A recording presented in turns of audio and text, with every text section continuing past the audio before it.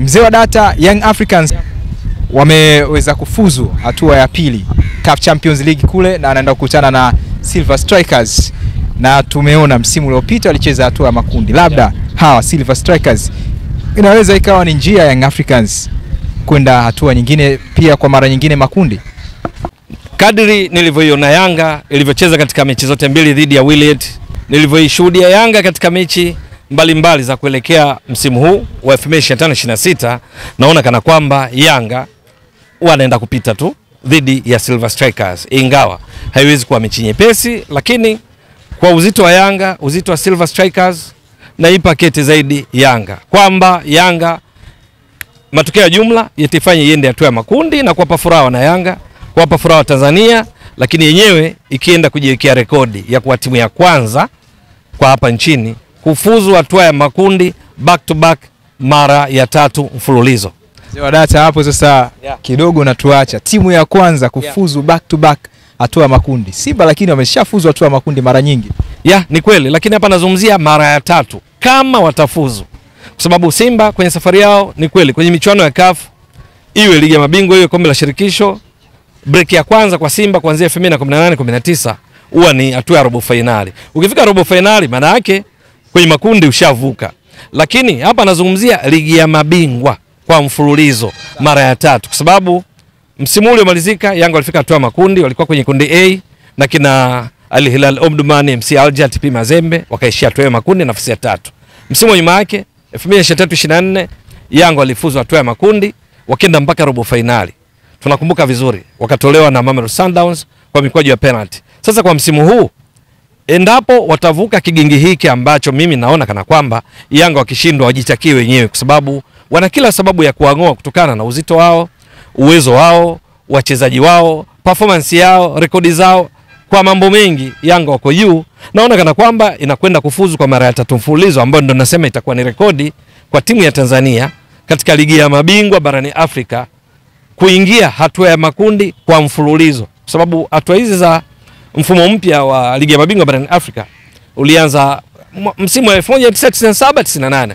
Hakuna timu kutoka Tanzania kwenye ligi ya mabingwa tu kufuzu hatua ya makundi mara 3 mfululizo.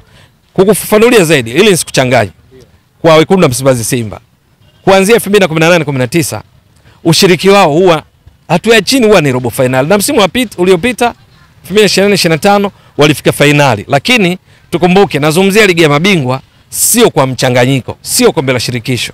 Iko hivi, ligi ya mabingwa msimu wa 2018-19 Simba walifika hatua robo finali ligi ya mabingwa, wakatolewa na TP Mazembe kwa mabao 4-1. 2019-2020 haikwenda hatua ya makundi, walitoka mapema mbele ya UD Songo ya Msumbiji ya kina Jose Luis Mixon kama nakumbuka vizuri. Lakini 2021 Simba walifika robo finali ligi ya mabingwa barani Afrika, wakatolewa na Kaizer Chiefs ya Afrika Kusini kwa mabao 4-3. 2021-22 Simba ilikuwa manjiani kwa nani? Kwa Jwaneng Galaxy, ikaangukia shirikisho kushiriki ligi ya mabingwa. Alafu tena msimu huu wakatolewa na Orlando Pirates kwenye robo finali ya kombe la shirikisho. Kwa ina maana haikuwa mara 3 mfululizo. 22-23 Simba iliingia makundi, ikaenda mpaka robo, ikatolewa na Wydad Casablanca kwa mikwaju ya penalty baada ya kushinda 1-0 kwa Mkapa. Kule Morocco ikafungwa 1-0, wakatolewa kwa penalty. 23-24 Simba iliingia hatua makundi, ikaenda mpaka robo finali, ikatolewa na Al Ahly waliokuja kwa mabingwa kwa kufungwa kwa Mkapa 1-0. Misri ikafungwa 2-0. Lakini 24-25 ambao ni msimu uliopita Simba hajashiriki ligi ya mabingwa, wameenda kombe la shirikisho. Msimu huu wako katika ligi ya mabingwa barani Afrika. Kwa hiyo zile mara 3 mfululizo huzipati kwa Simba kwenye ligi ya mabingwa. Ila ukichanganya michuano yote ya CAF, Simba nimekwambia mara zote wanazoshiriki wakiishia kwa uchache ni robo finali. Na katika kuanzia 2018-19 msimu ambao Simba hawakufika walau robo finali michuano ya CAF ni 2019-2020. Lakini ushiriki wao ni mchanganyiko ligi ya mabingwa, kombe la shirikisho. Yanga kwa mfululizo 2022-23 walifika finali kombe la shirikisho, 23-24 robo finali ligi ya mabingwa, 24-25 makundi ligi ya mabingwa. Kwa hiyo katika kuhesabu kwangu kwa ligi ya mabingwa Yanga wameenda mara 2 mfululizo, nadhani umeelewa vizuri. Kwa sababu si hesabu ile walofika finali, kwa sababu ile ilikuwa kombe la shirikisho. Kwa hiyo wakienda wanafika hatua ya makundi kwa mara ya 3 mfululizo, wanaweza kwenda mbali zaidi, lakini nazungumzia kufika makundi. Mada yako ilikuwa kuhusu Silver Striker. Silver Striker kadiri nionavyo, kama nilivyokuambia, Yanga washindwe wenyewe tu, lakini wakati huo tuheshimu mpira wa miguu.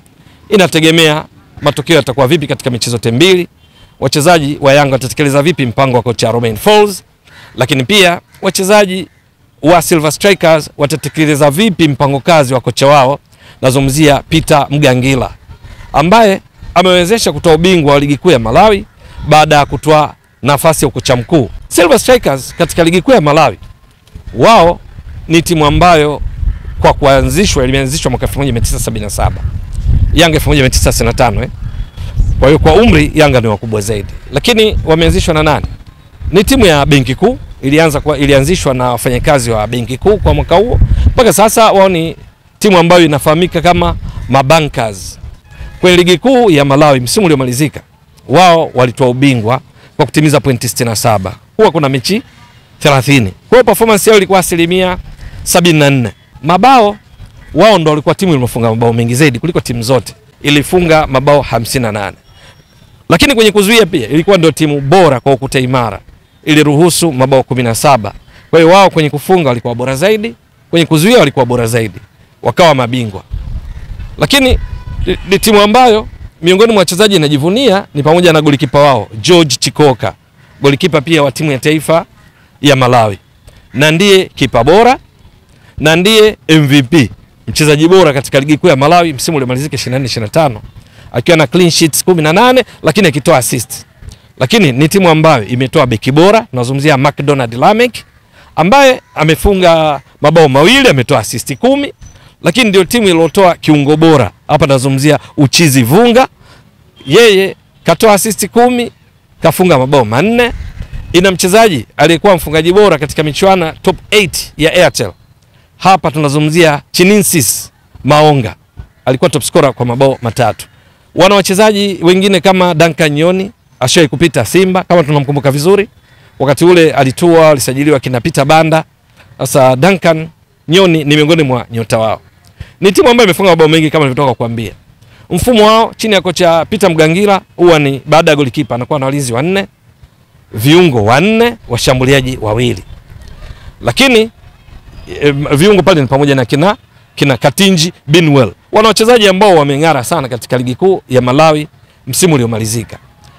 Ugumu wao wakati Yanga anakwenda kukabiliana nao, ingawa kwa ujumla nasema Yanga washindwe wenyewe, lakini miongoni mwa changamoto kwa wapinzani wao huwa ni kwamba hawana mchezaji mmoja useme huyu ndo mfungaji wao.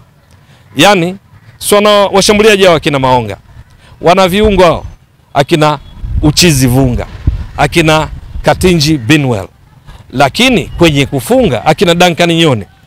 Kwenye kufunga huwa hakuna unasema huyu ndo mfungaji aswa. Yaani wanafunga kutoka kulia, anafunga kutoka kushoto, wamefunga mabao mengi, ila hakuna top scorer katika timu yao. Top scorer ametoka timu ya Mighty Wonders kama unakumbuka vizuri. Sasa hii ndio miongoni mwa changamoto zao, lakini na kwenye kuzuia. Lakini kwa nini nasema Yanga washindwe wenyewe?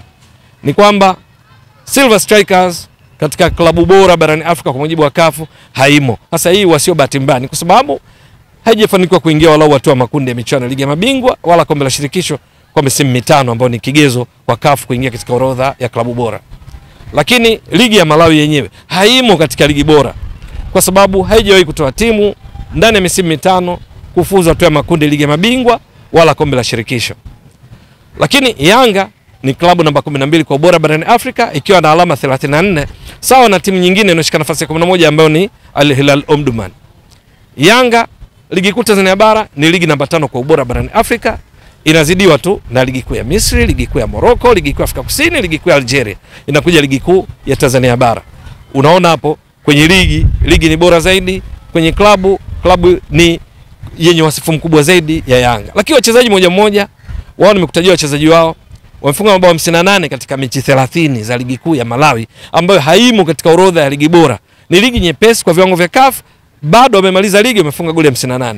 Yanga katika ligi bora namba 5 barani Afrika inamaliza msimu ikifunga mabao rekodi, sio tu katika ligi kuu Tanzania bara tangu ianzishwe mwaka 1996 kutoka kuitwa ligi daraja la kwanza, lakini ni rekodi kwa ligi bora zote barani Afrika kwa msimu uliomalizika, hakuna timu imefunga mabao mengi kuliko idadi ya pointi zilizokusanya. Yanga wamefunga mabao 83 ikiwa imepata pointi 82. Mabao aliyofunga Yanga, maana yake Yanga kwa wastani nafunga bao moja katika ligi kuu msimu uliomalizika kila baada ya dakika 32 na sekunde 32. Kwa hiyo ligi ina mechi 30 kwa sababu timu 16. Lakini wale wamemaliza na mabao 58, Yanga mabao 83. Pointi wale wamemaliza na pointi 67 kwenye ligi yao ambayo ni dhaifu kulinganisha ligi kuu Tanzania bara. Yanga imemaliza na pointi 82, performance ya 91% plus, around 91%. Kwa hiyo unaweza kuona utofauti kwenye kuzuia. Yanga kwenye ligi ambayo ni bora zaidi, lakini ndio timu yenye kutimara zaidi, imeruhusu mabao 10 tu. Wastani wa kuruhusu bao kila baada ya dakika 270. Wao kwenye ligi ambayo sio nzito kwa ubora kama ligi kuu Tanzania bara, wameruhusu mabao 17. Ingawa kwao ndio timu yenye kutimara. Kwa hiyo ukichukua hivi vitu vidogo vidogo hivi, Yanga bado inakuwa top. Lakini mpira wa miguu haya ndio yasema, sio ndio yanayocheza uwanjani, inategemea timu zimejipanga vipi. Ukiangalia mchezaji mmoja, Peodo Pacome Zouzoua, msimu uliomalizika ligi kuu Tanzania bara, mabao 12, assist 10, akiwa amecheza kwa dakika 1579, yupo kwenye kiwango bora sana. Endi Bobo Boyeli, zungumzia Celestine Ekwa, MVP mmoja wapo katika ligi kuu ya Ivory Coast, unazungumzia kina Offense Kola, unazungumzia Lassine Kouma, ametoka Stade Malien ya Mali, akiwa kwenye ligi kuu ya Mali akisaidia Stade Malien kutoa ubingwa wa Mali. Mechi 7 alizochezea Stade Malien za mwisho kafunga mabao 8. Lassine Kouma. Dumbia yupo, lakini unazungumzia Mohamed Hussein Shabalala, Shadrack Issa Kaboka, Israel Patrick Mwenda. Yanga wanaonekana wako vizuri zaidi. Kina Maxi Mpia Nzengeli, kina Mudathir Abbas, Zuka Abuya, wote kwa pamoja wakiwa kwenye kiwango chao bora, na golikipa wa Djigui Diarra wakiwa chini ya Romain Folz. Wanaonekana Yanga kuwa ni timu inayojua namna ya kucheza michuano ya ligi ya mabingwa barani Afrika kwa msimu huu, kwa sababu panapostahili wala wahitaji kupiga soka sambusa, soka biriani, wanahitaji matokeo. Wameifunga Wiliete mabao 5-0 katika michezo 2. Wiliete ambayo inatoka katika ligi kuu namba 7 kwa ubora barani Afrika, ligi kuu ya Angola, wakiwa wametoka kutrain nchini Ureno kukabiliana na Yanga na ligi kuu ya Angola. Halafu Yanga ikaenda ikashinda 3-0 katika timu ambayo Wiliete katika ligi nzima ya Angola msimu uliomalizika nyumbani imeruhusu mabao 9 tu. Yanga imeenda imeshinda mabao 3, ukilinganisha ni theluthi nzima ya mabao aliyoruhusu kwa msimu mzima Yanga imeyafunga katika mechi moja. Si unaelewa vizuri? Wakiwa chini ya kocha Bruno Ferri. Ni timu imewekeza sana chini ya rais wao Wilson Faria, yani engineer Hesi wao. Yanga ikapata matokeo mazuri hata pale ambapo mashabiki wao wanaona Yanga haijacheza vizuri. Yanga haijajipata chini ya Romain Folz, inaendelea kupambana ili kutimiza kile anachokitaka kocha, lakini katika nyakati hizo inawatoa Wiliete kwa mabao 5-0. Maana yake Silver Strikers wajipange, kwa sababu vinginevyo wanaweza kukutana na kipigo kizito pia, kwa sababu Yanga hii ya Romain Folz inajua ni wakati gani wa kuhitaji matokeo. Kwenye kiungo chake pale ndo panaweza kuonyesha kwamba kocha Romain Folz anataka nini katika mechi. Kwa mfano katika mechi dhidi ya Wiliete kwa Mkapa alianza na Azizi Ndabwile, alafu akawa na Duka Abuya, akawa na Mudathir Abbas. Unaona kabisa alitaka hapa kuhakikisha timu yake inakuwa imara zaidi, kwa sababu hawa swala unyumbulifu, pira biriani, pira sambusa halipo. Lakini kipindi cha pili akaja kubadilika, kafanya mabadiliko kidogo tu. Yanga kenda ikawa na flow zaidi, ikapata ushindi wa mabao 2-0 katika mechi hiyo, ukichanganya yale matatu ikawa 5-0. Kwa hiyo Yanga ilishinda 5-0 kwenye mechi ilihimili aina zote za mchezo. Wapinzani Wiliete wakiwa ndo timu ya kwanza ikimiliki zaidi mpira, ikishambulia zaidi, lakini kuna nyakati wao ndo walikuwa wanaopiga mwingi, kuna wakati Yanga wakawa wana manage mchezo ili kupata matokeo. Sasa Silver Strikers wao wamefuzu hatua hii kwa kuwatoa El Gecko Plus ya Madagascar. Ni kwa sababu gani? Walikwenda kule Madagascar wakatoa sare ya 1-1. Mechi ya marudiano Malawi imeisha 0-0. Kwa hiyo wamesonga mbele kwa faida ya bao la ugenini. Sasa Yanga wao wamefuzu kwa kishindo 5-0. Kwa hiyo ukiangalia kwenye vibox vile kama ishara ya juu mechi itakuwaje, vingi vinaonyesha tiki kwa Yanga. Lakini lazima tuheshimu mpira wa miguu, itategemea mechi zote mbili wanacheza vipi, ila ni dhahiri Yanga ishindwe yenyewe kuvuka hatua hii kwenda hatua ya makundi, kwa sababu Silver Strikers Ni timu nzuri, lakini kwa hilo toka kueleza kwa small details, vitaarifa vidogodogo, inaonekana Yanga ina kila sababu ya kusonga mbele, kwa sababu wao wanaonekana wako vizuri zaidi kulinganisha na Silver Strikers.